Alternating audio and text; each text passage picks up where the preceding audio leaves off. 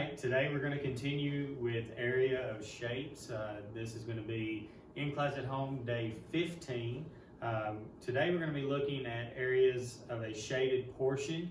So imagine maybe like your backyard and you've got a swimming pool. So we want to know the area of the backyard, and in order to find that we need to take the area of the yard, the total area, and then the total of the swimming pool, subtract the area of the swimming pool, and that'll give us the area of actual yard space. So we're going to be working some notes for you again today, so if you'll just follow along with the notes and pay close attention. If you need to watch the video again after this a second time, do that as well, but follow through with the notes at this time.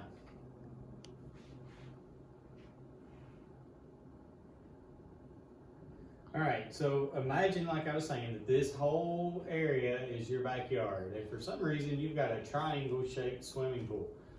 So in order to find out what the actual shaded area is, that's this area with all the dots in it, we need to find the area of our big, huge rectangle here, the area of our triangle, and we'll subtract the area of our triangle from the area of the rectangle, and that'll give us the total area of the shaded portion. So we know that for a rectangle, let me zoom out just a little so you can see a little better. So for the area of a rectangle, it's always going to be area equals base times height. In this case, we're not missing any of our measurements, so everything's given for us. We just got to do the math. So I plug in my values, and I can use 9 for my base and 3 for my height.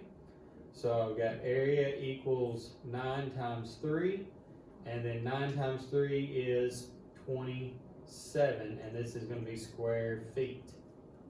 Now we have an area over here where we can record all that, so the area of our rectangle is going to be 27 square feet. Now we're going to find the area of our triangle. Remember that the formula for area of a triangle is area is 1/2 base times height, and so this becomes our base is 6 and our height is 2, and again that's given to us, so area equals 1/2 times 6 times 2. Well, half of 6 is 3, so I got 3 times 2, and then 3 times 2 gives me 6, so that's 6 square feet, and then I put this up here as well. So my area of my triangle is 6 square feet. And again, to find the area of my shaded portion, I'm going to subtract the area of my triangle from the area of my rectangle. So in this case, we've got 27 minus 6, which is just 21 square feet. So all we're really doing different is now we're just finding the area of 2 different shapes, and one shape is within the first shape, and so then we subtract the smaller shape from the larger shape, and that gives us our area of our shaded portion. So let's move on down here. So now we've got a parallelogram and a square.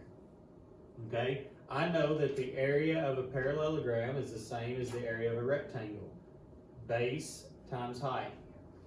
And so my base of my parallelogram is given at 111 centimeters. And then my height is given here in this dotted line. And even though those dots are, it's a little hard for you to see, but that is 50 centimeters. So my base area equals 111 times 50. Okay, so 111 times 50 is going to give me, if you punch that into a calculator, it's going to give you 5,550. And that's square centimeters. Again, space over here for you to write that down. 5,550 centimeters squared. Then I got to find the area of my square. Well, area of the square can be done through area equals side square, or we can still use base times height. All the sides are the same, so the base and the height is going to be the same. So area equals base times height, and then I just plug in my values. We have 25 times 25, and that's going to give me 625, and that's again square centimeters. I now write that over here, 625 centimeters squared. And to find the area of my shaded portion, again, that's this area with the dots in it. To find that area, I'm going to take my area of my parallelogram, I'm going to subtract the area of my square, and that's going to give my total shaded area, which is going to be 4,925 square centimeters.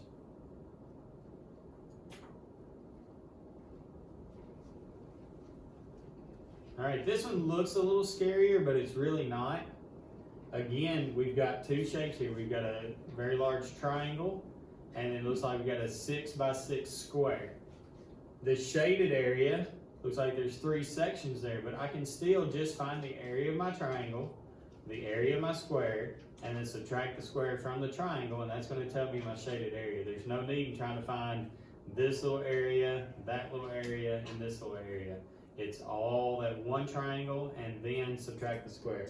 So I know that the formula that I use for a triangle is 1/2 base times height. And so I've got my base here of 12 and my height here of 16. So area equals 1/2 times 12 times 16. Well, half of 12 is 6. So that gives me 6 times 16, and my area for my triangle is going to be 96 inches squared. Well, then I'm just left with my square, which is 6 and 6, so area equals base times height, and that's 6 times 6, and that's going to be 36 square inches. I need to now put this information over here. So the area of my triangle was 96 square inches. The area of my square was 36 square inches.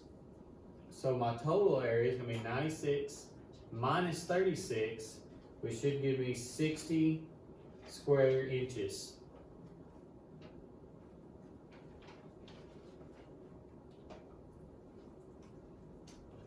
Now with this one, we've got a rectangle and a trapezoid. Now the area of a trapezoid is a little bit different. So if you remember back to a couple days ago with Miss Jones, she showed us how to find the area of a trapezoid.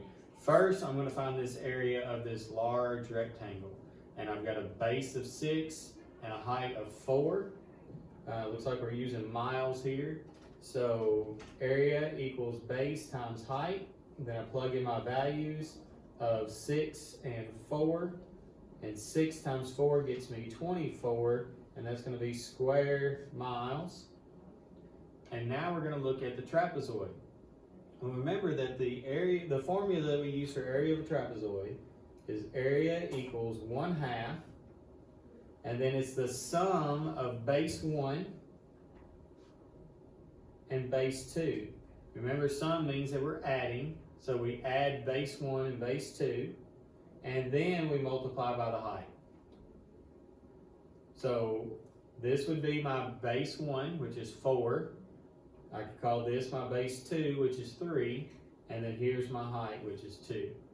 So I can plug all that in, and area equals 1/2, and I can already say that 3 plus 4 is 7. So that's my base 1 and my base 2, and then times my height of 2. So now I've got half of 7 times 2, which is just going to equal 7. Half of 7 would be 3.5, multiply that by 2, it's just going to be 7. So my area is 7 miles squared. put that information over here. My rectangle was 24 square miles. My trapezoid was 7 square miles. And so my total area of my shaded portion is going to be 24 minus 7, which is going to give us 17 square miles. All right, one more example here. We have two parallelograms. We have a large parallelogram here and then a smaller one here. We know the base and the height of both. So all we got to do is use our formulas. So we'll do our large one first. Area equals base times height. And we plug in our 8 and our 6. So area equals 8 times 6. And so our area of the first parallelogram is 48 square yards. And I can go ahead and write that here, 48 square yards. And then the smaller parallelogram, my base is 6 and 2. So area equals base times height. Plug in my values.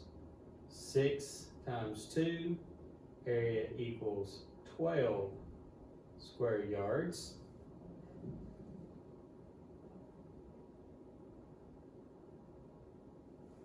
And then to find my area of the shaded portion, I'm just subtracting 12 from the 48. And 48 minus 12 is 36 square yards. So look back over your notes. If you need to watch this a second time, do that. Keep in mind that if you have any questions, you can reach me. If you're one of my students, you can reach out to Ms. Jones, Ms. Fitz, or Mr. B if you're one of their students. Reach out to us on Google Classroom or Google Hangouts. We'll be more than happy to help you. If you have any other concerns, I recommend watching the video a second time. Have a great day.